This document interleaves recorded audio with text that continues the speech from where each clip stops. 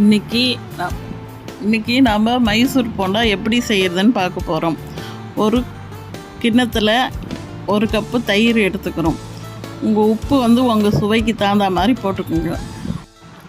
உப்பு போட்டதுக்கப்புறம் சீரகம் 1 ஸ்பூன் ஆட் பண்ணிக்கணும்.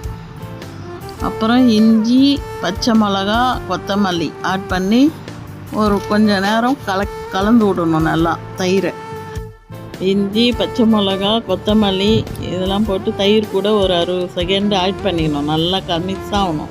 மிக்ஸ் ஆனோடனே 1 கப்பு மைதா மாவை எடுத்து நல்லா கலந்துக்கணும். நல்லா கலந்து நல்லா போண்டா பக்குவத்துக்கு எடுத்துக்கணும். நல்லா போட்டு கலந்து நல்லா அடித்து கலந்துட்டு பெருங்காயம் 1 டீஸ்பூன், ஆப்ப சோடா 1 சிட்டிகை போட்டு நல்லா மிக்ஸ் பண்ணி ஒரு 10 நிமிஷம் ஊற விட்டுருங்க.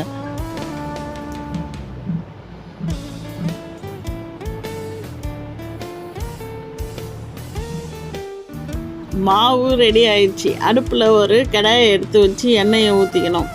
எண்ணெயை ஊற்றி நல்லா சூடு பண்ணிக்கணும். சூடு பண்ண உடனே போண்டாவை எடுத்து அதில் போடணும். மிதமான தீ வச்சுட்டு போட்டு நல்லா போண்டா எப்படி வெந்ததுன்னா பொன்னிறமாக ஆன உடனே போண்டாவை எடுக்கணும். எடுத்து மைசூர் போண்டா ரெடி. நீங்களும் செஞ்சு பாருங்கள். செஞ்சு சாப்பிட்டு பாருங்கள்.